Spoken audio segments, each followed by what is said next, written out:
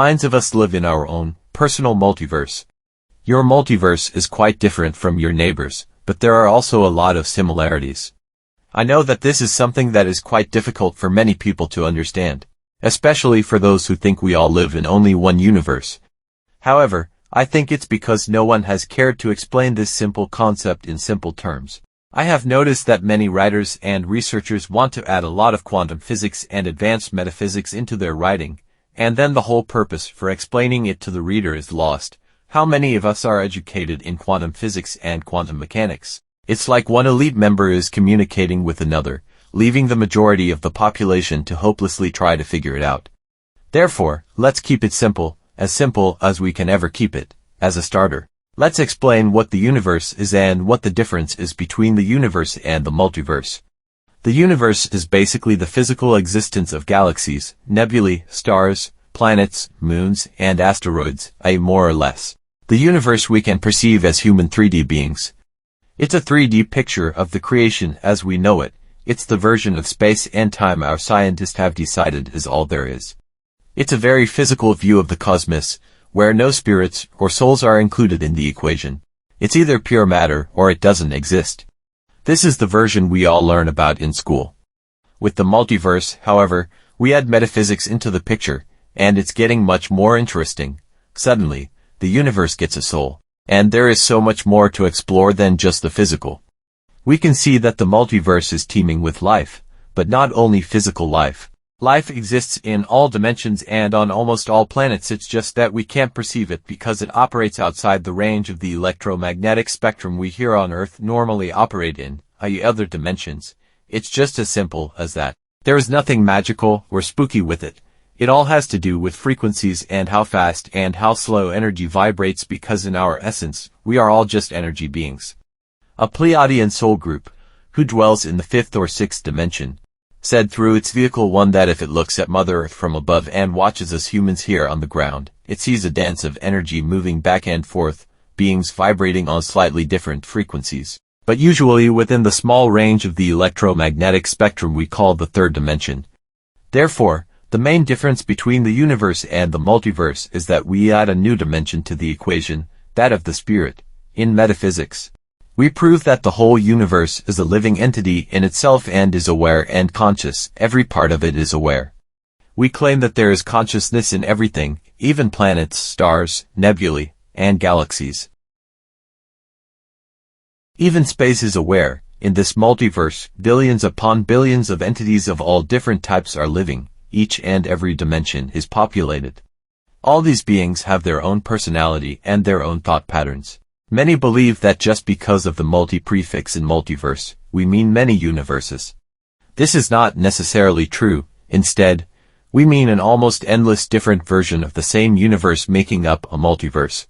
Most of us agree that we all share the same universe with the same stars and galaxies, but more than that, we also have our own personal and very unique universe inside of us, which is built from our own thoughts, actions, and inactions. My inner universe is very different from your inner universe because I am not the same personality as you are, and I don't think exactly like you do on all subjects.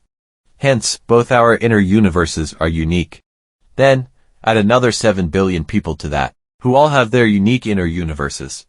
If we want to continue, we have all these star beings out there who also have their inner universes. As you can see, it's almost endless. Still, it is all living creatures combined that make up the ever-expanding multiverse. The scientists have noticed that the universe is expanding and retracting in some kind of cycles, as if some giant being were breathing in and breathing out, which in fact is the case, but that is different from the multiverse, which also includes the spirit and the non-physical. As long as there are thinking souls in the universe, we are expanding the metaphysical part with our thoughts and creations and, therefore, making the multiverse bigger. The multiverse, in other words, is our own personal inner universes added to a universe we all agree on. So let's stay here on Earth for a while to make this easier to understand. Pretend that we could freeze this exact moment in time and space. Nothing is moving right now and is just waiting for me to explain this. If you look at the multiverse right now, you will see a universe the way all people see it, with stars, planets, etc. And when you look around, you see your environment quite similar to everybody else who lives there. Maybe there are trees, houses, roads, a river, a mountain, and whatnot. Everybody agrees that all these things are there, including people in the neighborhood. You can all see each other. In your house, you are sitting with your family around the dinner table and eating dinner when we freeze this picture. This is your reality right now at this moment. You also have a job you are going to go to tomorrow morning. This sounds solid and predictable, but it's far from it. As we shall see, metaphysicists usually say that the multiverse is fluid, meaning that nothing is set in stone, it is ever-changing, and nothing is predictable because it can hypothetically change in a microsecond.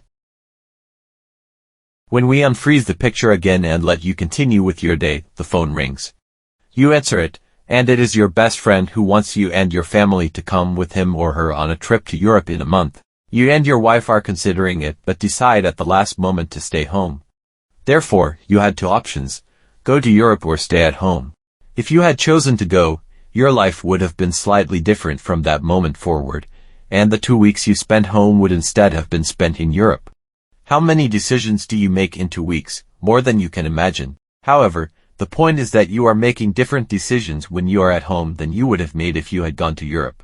Now you add all these personal decisions to the already existing multiverse and change it a little bit with every thought and every decision you make, because every thought and action is creating a new version of the multiverse, which is entirely your own. Most of your multiverse is still the same as other people's multiverse, but they are not necessarily affected by the decisions you make, and that makes your multiverse unique. This is what we mean when we say that the multiverse is fluid and not static, because it changes with every person's thoughts, emotions, and actions. Some decisions we make also affect a few others and, therefore, change their multiverse, too, in that same respect, but, perhaps, do not affect a person on the other side of town. Does this start to make sense? We live in slightly different versions of the multiverse because we make different decisions and solve different kinds of problems. We say that we don't always agree with each other, and that is because we are different personalities who make different decisions in order for Source, the Godhead or the Goddess head, rather, as we shall see later, to experience herself. This is true, but it's also true that we see things differently because we live in slightly different multiverses. You are creating your version inside of yourself and project that picture outward. If your version is not different from other people's versions, they will see it too. However, because we are unique, you and I can stand and look at the same flower bed and the flowers will look and smell slightly different to us. If you could magically become me for a minute, you would probably get a shock, and you would say that this is not the way you see the flowers, and vice versa. Still, it's similar enough that we can agree and even think we see it exactly the same.